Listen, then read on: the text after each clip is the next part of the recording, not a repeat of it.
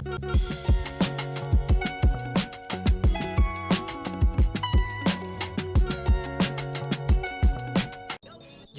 what's going on, boxing world, boxing fans all around the world? Thanks for coming back to DroffatsTV. Today, I'm going to give you my fight prediction. September 13th, we got the undisputed champion, Canelo Alvarez, versus Terence Bud Crawford. He's moving up from 154 to 168. They're calling this the fight of the century. And I'm here to tell you my fight prediction. This is very easy. I know there's a lot of videos on social media going around. People got a lot of opinions, but this is very simple. There's a few key metrics that you got to look out for. You got to break down the key metrics. We're talking total punches landed throughout the fight. That's going to go to Canelo. Punches thrown. That's going to go to Bud. He's going to be on the back foot the majority of the fight. So he's going to throw more punches. Doesn't mean he's going to land more punches. He's going to throw more punches. Power punches landed. That's going to Canelo. He's gonna connect in the hip, the liver shot, the shoulder, the overhand right. Jabs landed. That's going to go to Bud. Bud's got the quicker hands. Not to say Canelo doesn't have quick hands, but Canelo doesn't tend to use the jab too much. I think he only threw, not the skull fight, the fight before that, Berlanga, maybe 20 jabs the entire fight, if that. Body punches. You already know that's going to Canelo. Canelo's he's gonna go to the body early and often. He's not gonna wait to warm up and you know them bullshit phrases, download the data. He's not gonna be playing around this fight. He's going to the body early and often to slow down the legs of Terence Bud Crawford. So right there alone, only two categories have gone to Bud. Total punches thrown, jabs landed. You know, but he's the better counter puncher. Then you got to look for the four things in boxing. Ring generalship. That's a tie. Both these guys got hell of experience, hella rounds boxed. Ring generalship. That's a tie. Defense. To me, that favors Canelo. He'll be in the high guard. You know, Crawford, if he fights in the orthodox position, he's going to be susceptible to the left hook. If he goes in southpaw, the overhand right will land. So I'm giving the defense to Canelo.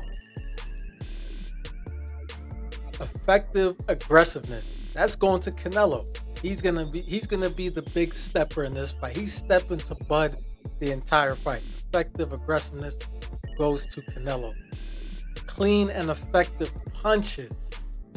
You know, just because I'm throwing a punch don't mean it's landing cleanly. You know what I'm saying? It could be hitting off the gloves, or it's not going to have that crack to it. Clean and effective punches, to me, is going to go to Canelo. Those body shots, you will hear the crack when Canelo lands his punch. You will hear that thump when he lands those punches. So listen, man, I look for Canelo to land around 190 total punches and Bud to land around 140 total punches. The only way I see Bud winning this fight, he will have to land 240 punches or more. I'm talking he's going to have to crack. I just don't see that. He's going to be on the back foot the majority of the fight.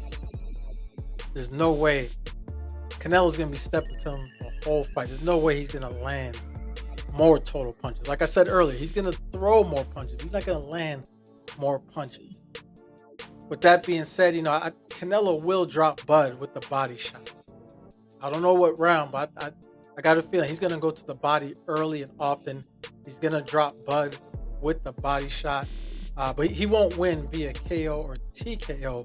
It'll go to the judge's scorecard, and he'll win via majority decision, you know, retain his status as the undisputed champ at 168.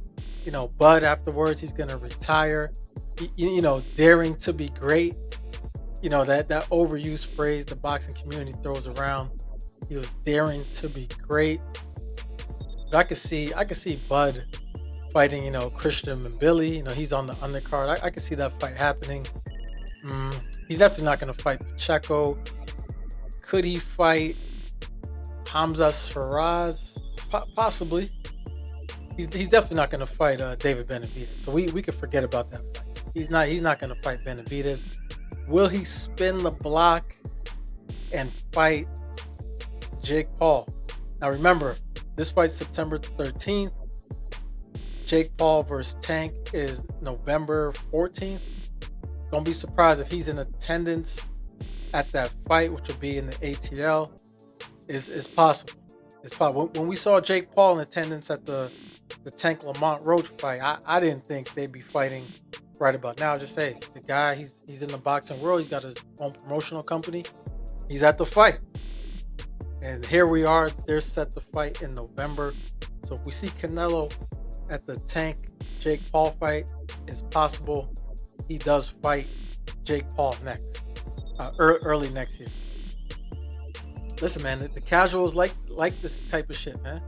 Or as they say on the 3 knockdown rule, what they call it, the circus, the freak show.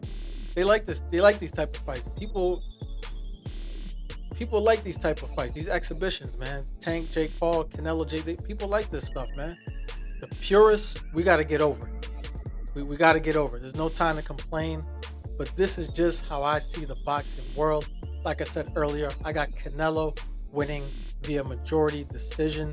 He will drop Bud at least once with a body shot in this fight. Leave your comment down below. Like the video. Share it with a friend of a friend. And subscribe to DroffatsTV.